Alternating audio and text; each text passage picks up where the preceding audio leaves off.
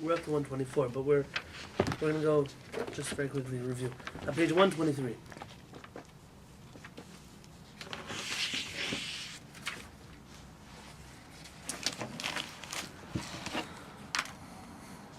We spoke last week about the universal dream of other world religions like Christianity and Islam, that their whole purpose was to become a religion that the whole world would follow. Whereas Judaism came from a very different place. As the rabbi says, Moshe only called forth to his nation and to those who spoke his language to accept the Torah. He didn't reach out to other people. Forgive me, I have a cold, so I'm just, my voice sounds funny. But Hashem promised them that there would constantly be prophets who would admonish them by the light of the Torah. And so it was during the entire period that Hashem desired his people, namely when the divine presence was among them. So he says that the truth is that Hashem only wanted to give the Torah to the Jewish people. He didn't want to give the Torah to the whole world. We spoke last time that it's an end of days prophecy, that the Torah will change from being a Torah of the Jewish people to being a Torah for the whole world. But it hasn't happened yet. We're not in Messianic times yet. And if right now we're still focused on the Torah, then it's for Am Yisrael. The Kuzari asked a good question. That's what we ended off with last week. Amar Kuzari, the Kuzari said, "V'halo yoter tov sheyasher hakol." Would not be even better for Hashem to just straighten out the playing field? V'haya zeh yoter nachon v'roi b'chokmah. It would be much better for a God to create all his creatures equal, to make them all the same. Everybody should be the same. Why does it make sense that HaKadosh Baruch Hu to create a world where you have different classes of people, so to speak? This answer of the rabbi is perhaps what has labeled the Kuzari as a racist book of Jewish theology. Many Jews despise the Kuzari. Orthodox Jews, I've heard them. Clowns. They're nothing special. It's perhaps the reason why this book is also not as widely studied as on an academic level, like the Rambam or Gershonides, Gershom, or such other philosophers, because it's very unique that its whole point is to the Jewish people, not to the rest of the world. So it doesn't fit into this utopian universalism, there's a word for it, cosmopolitan. I'm thinking, basically all the Jews, it's all the same, we're all the same people, we're all the same thing, we're all supposed to do the same thing, we can all marry each other, we can all live with each other.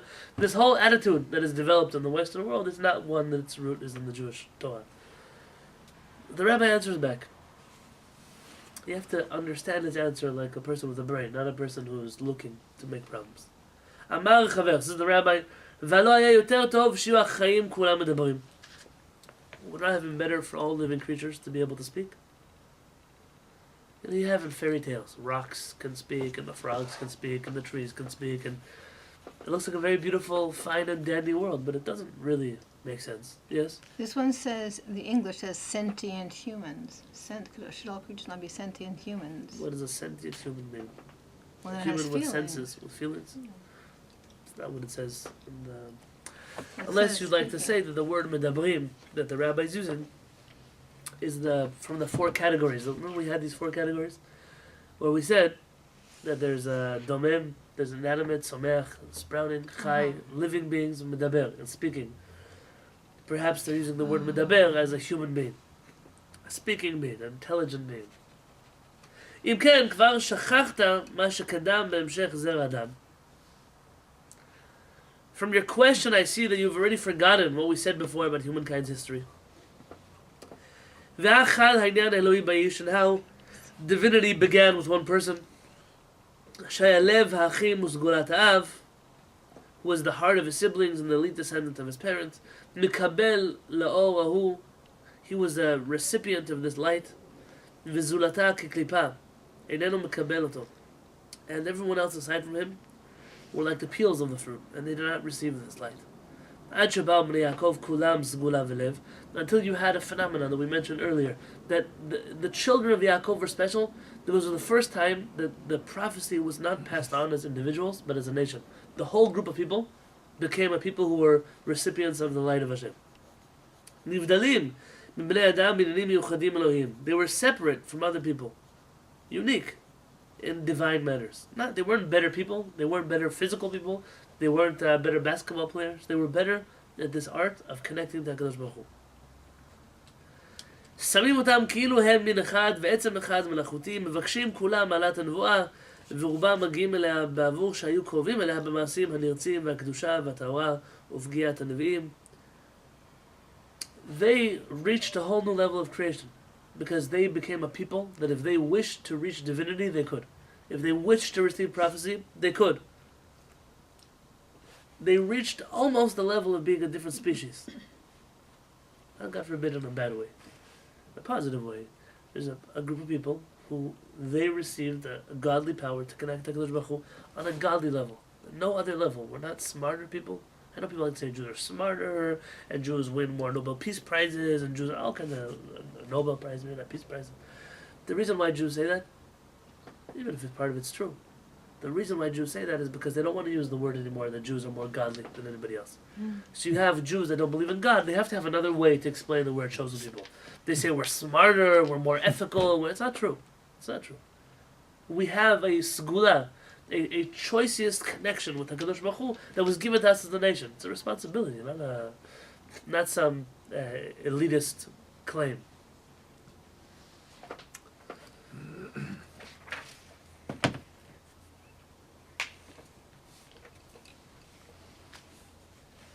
You have all kinds of creatures in the world.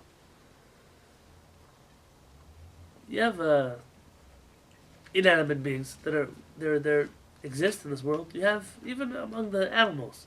You have animals that crawl on the ground like a snake. Those who can lift themselves up like a lizard. Those who could climb onto something high. Those who could make sound. Those who could. Whether you like it or not, in the world there is call it a hierarchy. If that's the word you're looking for, it's not necessarily true. This is just differences in creation. The whole world is built this way. There's only one president in this country. Why only one president? Why not 100 presidents? This is the way the world works. We're special, but what comes to be special about us is our Torah. It's not that we have better ears or better noses or more money or whatever people like to throw at us. Maharal is Rabbi Maharal of Prague. Zalanda? Rav Lowy, I think was his name. Don't hold me to it. Rav Landau is from Prague also. Rabbi Nodab Yehuda. Rabbi Chizkel Landau, very good. He was a big Mekubal and wrote a lot of books in Kabbalah. And he says, the reason why the Jewish people they're different than everybody else, is very simple. They've received divine connections with Hashem. They've seen prophecy. They've received the Torah of Mount Sinai. They've gone through supernatural experiences. And therefore they can no longer be a normal people. See, when you live in this world of you're always connected to Hashem and always connected to Hashem, you just can't be a regular person. It doesn't work that way. You don't think normally anymore. You don't act normally anymore. You're always thinking of yourself in front of HaKadosh Baruch Hu. Maybe you'll receive a revelation. Maybe you'll see Ruach HaKodesh. Maybe you'll get a prophecy. The non-Jews, they are normal. Normal. That's a good thing. They're regular human beings that can live in a life that is normal. That they don't have to live in a world where they're constantly being seen by Hashem and thought about by Hashem and maybe they'll get jumped on by Hashem and a prophecy from Hashem. They're what you would call regular human beings. Am Yisrael are weird. We're strange. Because we have had experiences with the Kadosh Baruch Hu that we can no longer return back to this place. There's a quote. I wrote it down this week. I just want to read it to you. My phone died. So, the quote, something like this. It wasn't a Jewish quote. The quote said that once a person's mind, his horizons have been expanded, he can no longer return to the same space he came from. It's a very true thing about Am Yisrael. We reached a place, we saw Kadosh Baruch Hu, we left Egypt, we were still in Har Sinai. You cannot take these people back and make them regular human beings. It doesn't work that way. And therefore in the world, you have two powers, two forces that are both vital to humanity. You cannot have a world full of weird people. You cannot. It doesn't work that way. If the whole world was Am Yisrael, imagine that we would be all humans. Everything would be a human. You would want to go eat your carrots and your salad, and it would start talking to you. Why are you cutting me up? Why are you peeling me? It would be a crazy world you live in. The world doesn't work this way. There's an order to the world. And in this world, you have to have people who are normal people, regular inhabitants of creation. That live lives, that have families, that have children, that go to school, that go to work. And on top of these people, You have a group that was exposed. That were exposed to something great. And their job is to be this force in the world that brings divinity to the world without harming the world, without changing up their whole world order. You can have a place where too much HaKadosh Baruch Hu can actually paralyze a person. There's stories of Hasidic rabbis. I don't know if you're familiar with Hasidim, specifically sing words, songs without words. They like to call it nigun. The reason they do that, they claim that words are they're physical, at least compared to a tune. And those words hold you back from reaching high spiritual heights. There's a famous story, I don't remember his name, a Hasidic Rebbe who sang songs, and there was one nigun he was singing, then halfway through the song he passed away. His neshama just left his body. It was too high of a song for him. And so, to say words, the reason to say words is to keep you grounded. There's a Hasidic Rebbe who lived in the last generation. They say when he would speak Torah, he would hold out a handkerchief. The reason was, just in case his neshama should fly out of his body. He wanted to stay grounded, to stay holding on to something. I once told this story, I heard it from an old Hasid of that rabbi. I told it to another Hasid, he said it's nonsense. So, either which way you go, one Hasid said it's true, one Hasid said it's not true, I don't know. But the idea exists. You could have a world that would be paralyzed because it's, imagine, too godly, too full of Hashem. You have to have a humanity that also has people that are not. And these two forces balance each other out.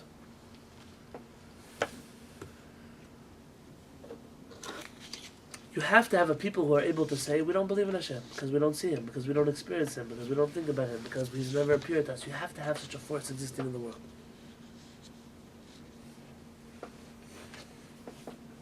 That's what gives us free will. You see, there's a concept of, let me prove to you that God exists. There are many people who claim to prove that God exists. Any person who has a brain will tell you you cannot prove that God exists. You cannot. I know many rabbis will think they can prove Hashem exists. It doesn't work that way. If Hashem, you could prove that His existence, then a person would no longer have the free will not to believe in Him. The Maharal says that Hashem had to create two forces in the world, those who believe in Hashem and those who don't believe in Hashem. In order so a person can say, I had free will. I wasn't forced. Imagine if every person saw the Kehillat Yam Suf, the splitting of the sea, every person saw House Sinai, every person saw Moshe Rabbeinu. It would totally change the world. And therefore there had to be a balance in the world. And just like we're a crucial part of that balance, too much of Am Yisrael would be a disaster for the world. So it's not that we're chosen because the non-Jews are bad. It's quite to the contrary. We're chosen to be that part that can be a little strange, so the world can continue functioning as a normal world. Imagine that when we all have digital cameras today, but in the olden days when you had cameras, it could let in a little bit of light, so that I could, you probably understand the science better than me, but that's how it imprinted the picture onto the film. But too much light, it was black boxes, you had to carry the film around it, because the light could destroy the film. But light is a good thing, light is what makes a picture. But too much light can destroy, can erase humanity. The same thing. Am Yisrael, we were chosen to be that film that got a little bit of light, so everybody else can enjoy a picture. Because the whole world is not built for that light. So we are essentially, we're servicemen and women. We're here to make sure that light is a source to come to us, so we can give it to the whole world. We're just the intermediaries. We don't ever claim to rule humanity, to want to own humanity. All of this world domination that has been thrown on the Jewish people. And if you think nobody believes in it today, you're a liar. You're misguided. People think that we own the world, that we run the world. The reason why they can believe such things about us, do you remember? The Kuzari said the reason they can believe such things about us because the world knows in their DNA, their bones, they know that we're a divine people. And as much as they try to shake that from us, they still can't get over it. It makes sense to the whole world, or half the world at least, to believe that a Jewish man is going to be their savior. Because it makes sense to believe in a Jew. It makes sense. This is what's built into the world. As crazy as it looks to us. You find something similar. The Leviim. Nobody was allowed to carry the ark in the Mishkan throughout the desert. Except for the Leviim. That was the Leviim's job. There's a Midrash, and I looked for this Midrash today. It's a Midrash Rabbah in the book of Bamidbar. I couldn't find the actual quote to read from you. The Midrash Rabbah says that the ark was so holy that many of the Leviim who used to carry it used to die from carrying it. It would actually destroy those people who held it. It's a little bit of an overexposure, call it, to holiness. Not everybody can handle such a thing. So even though the Levi'im were the choicest of Am Yisrael, that they were chosen to carry the ark, but as you think it's such a privilege, it was also a risk. It's kind of like the Kohen Gadol, goes into the Holy of Holies. If any of us would go, for sure we'd die. He had a chance. Maybe he would live, maybe he wouldn't. Because only one person could be exposed. Then he would come out, he would say the Shem Mufa'ash, the name. He would dilute, so to speak, whatever energy he got there to share it with us. But sometimes he wouldn't make it. That's what Kedusha is. Holiness is a power that cannot be given to the whole world. HaKadosh Baruch Hu did not want to destroy the world. And therefore he chose a certain people that already in their bones, already in their flesh, in their heart, in their soul, what we call a neshama. The neshama told them that they are able to carry this message. There's a famous midrash, the Maharal says, that before Hashem created the world, he asked everybody if they wanted the Torah first. It sounds a little bit silly, the story. He goes to these people and they say, what's in it for us? And so he tells them, don't kill. So they don't want the Torah. Well, these people don't steal. They don't want it. Everyone, he goes to every nation. He didn't know. He didn't know that the Jewish people were going to be the ones to accept the Torah. So why did he do it? So the nation won't complain. Yeah. So the nations won't complain. This is what we've all been told. The Maharal says the flip side. He says this, yes? This is the other side of the coin. What did the Jewish people ask? Nothing. Nothing. They just took it. Why did they take it? It's came from Hashem. Why did they accept it? Because it came from Hashem. But other people don't know it's from God also. This is the Yeah, Maharal. but the Jewish people experienced already Hashem. Right. Right? So therefore, So they know that whatever that comes from him must you're going this way. They also have a bit of a connection with Hashem. Oh, They have oh, people that- here. When a person meets the person, they know, I'm going to marry that person. How do you know? I don't know. I can't tell you, but I feel something. What do you feel? Put it on paper. Put it in a test tube. I can't put it in a test tube for you.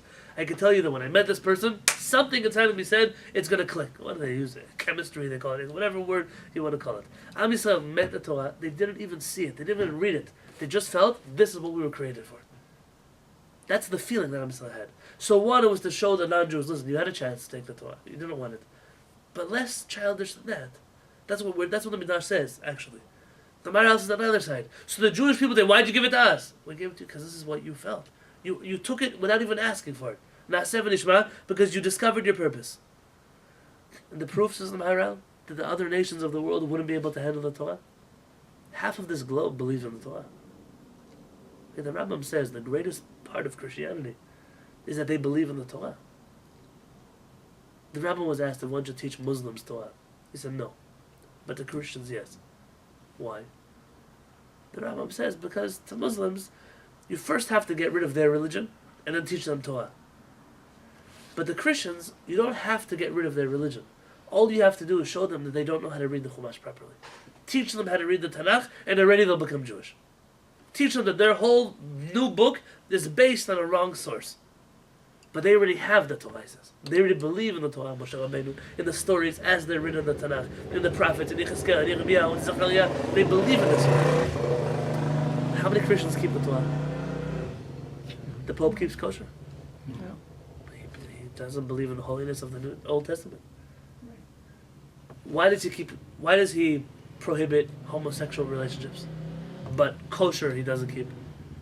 Shabbat he moved to a different day. But other things he'll hold on to. Why is he against rape? But he's not against another Yisur in the Torah.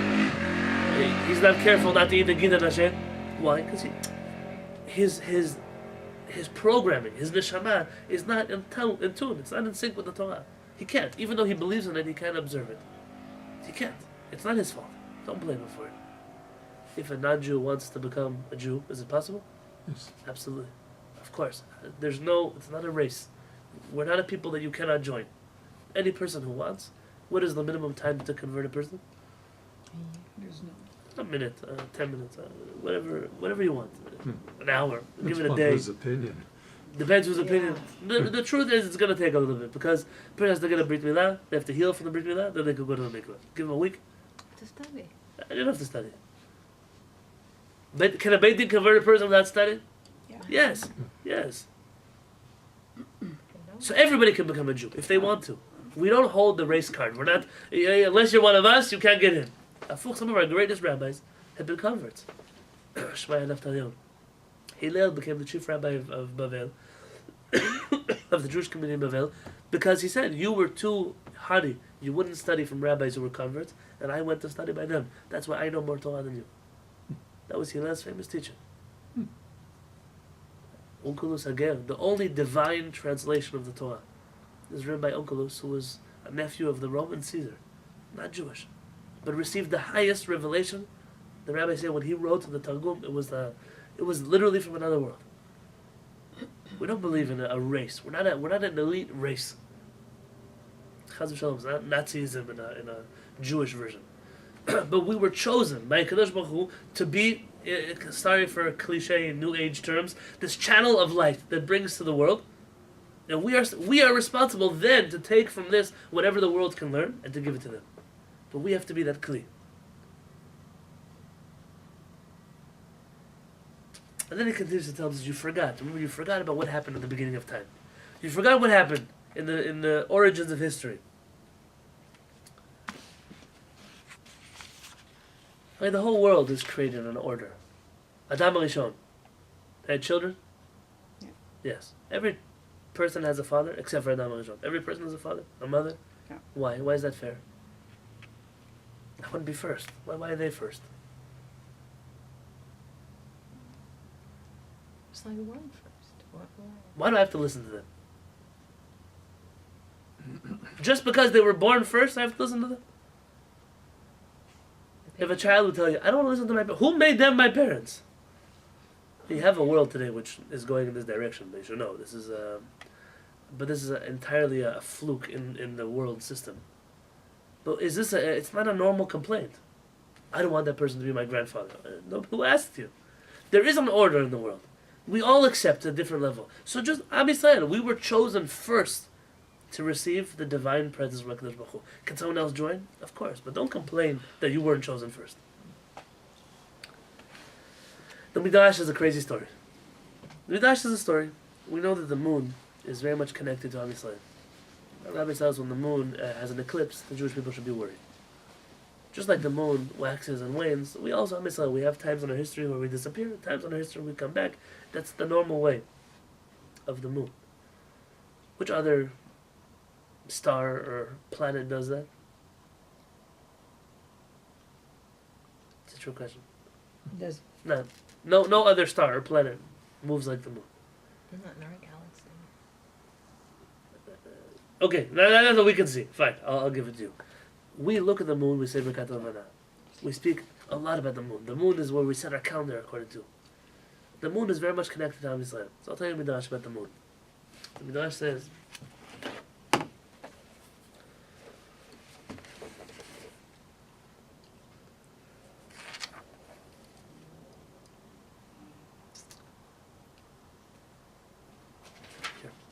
Rabbi Shimon ben Pazi Rami.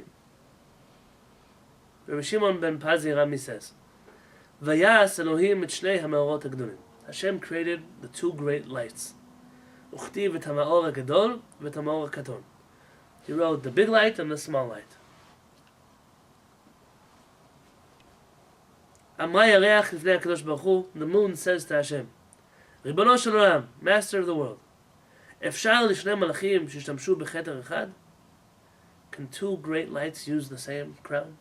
Can you have two kings ruling over the same kingdom? Can you have two lights shining in the middle of the day? Amar la, Hashem says, correct. You're right. Lichi umati tatzmech. Go and make yourself smaller. He'll be the big light, you'll be the small light.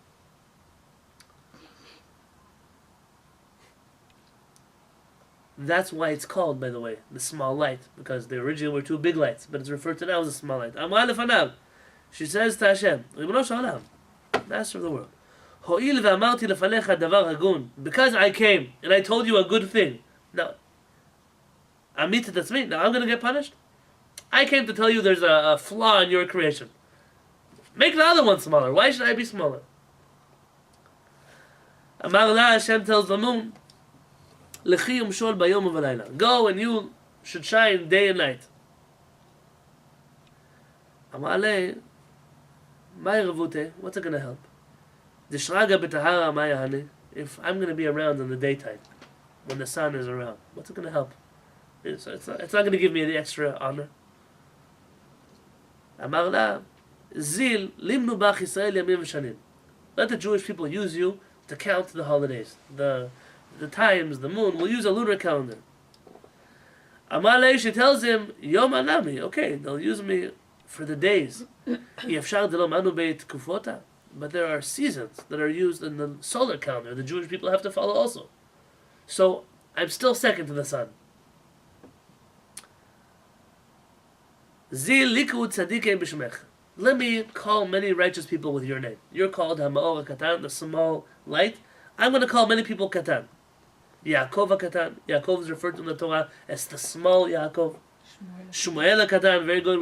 Shmuel Katan is referred to as the small Shmuel. David HaKatan. The Tanakh calls David the small David. So let me name a few tzaddikim after you. Why do they call it small? It's a good question. There. It's the word that the Torah uses. We'd have to look up in the psukim there. Why in that context they're called katan. If you like, you can look at Amos 7b. 7.2. That's what it is. 7.2.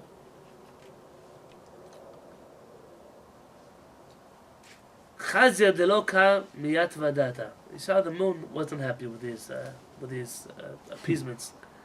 Amar HaKadosh Baruch Hu, Hashem says, Haviu kapara alay. Offer a sacrifice of atonement for me. Shemi'atati et hayarech, because I made the moon small. Meaning, atone for me, because I made a mistake, so to speak. V'hainu dama Rabbi Shimon ben Lakish, that's where Resh Lakish says, Ma nishtana seir shel Rosh Chodesh, ne'emar bo. Why? HaKadosh Baruch Hu, seir zeh yeh kapara al shemi'atati et hayarech. This extra offering that happens on Rosh Chodesh will be as an atonement for me that I caused the moon to be small. It's a strange midrash. It's like we've heard the first part, this conversation we've heard, but the ending of the midrash is strange. And you should know, I spent the whole day today looking through commentaries. In the Ein Yaakov here, Ein Yaakov at my house, Ein Yaakov. I could not find good answers. The Maharal, you should know, has something interesting. Maharal says over there, a different Maharal than we're reading now, a different place. The Maharal says that kapara in Hebrew could also mean from Lashon kinuach, to clear away.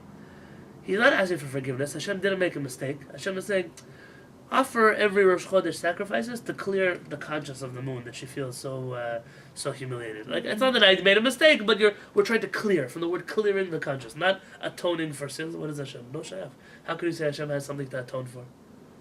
Whatever you want this midrash to mean, you understand here that the world was created with an inequality. Says the rabbi to the Kuzari, the question that you're asking, you're not the first person in history to ask. You're not the first one to ask, why were we not all created equal? What does Hashem say? Hashem says, don't worry.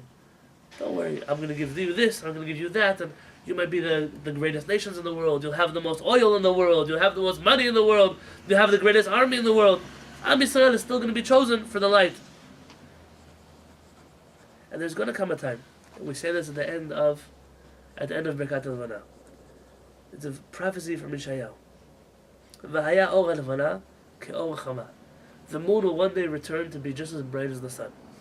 And the sun will be Yesh Shivatayim Ke'or Shivat Hayamim, will be sevenfold like the 7 days. Now what that part of the prophecy means, it's out of the scope of my discussion today. But essentially what we're saying is that obviously it is going to remain separate until the end of times, where our moon, who represents us, our moon will shine together with the sun. But that's an end of days prophecy again. For right now there has to be order in the world. For right now, the whole world, it can't handle divinity, it can't handle Kedusha, it can't handle. We're going to talk now, we're coming close to Chanukah. We're going to reach a time. We're going to ask ourselves, why doesn't the whole world celebrate Chanukah? The messages of Chanukah, the light of Chanukah, the beauty of Chanukah, it's not yet relevant. Right now, people are still in the darkness of Halloween, the darkness of Christmas, the darkness of... They're not there yet. The world is not there yet.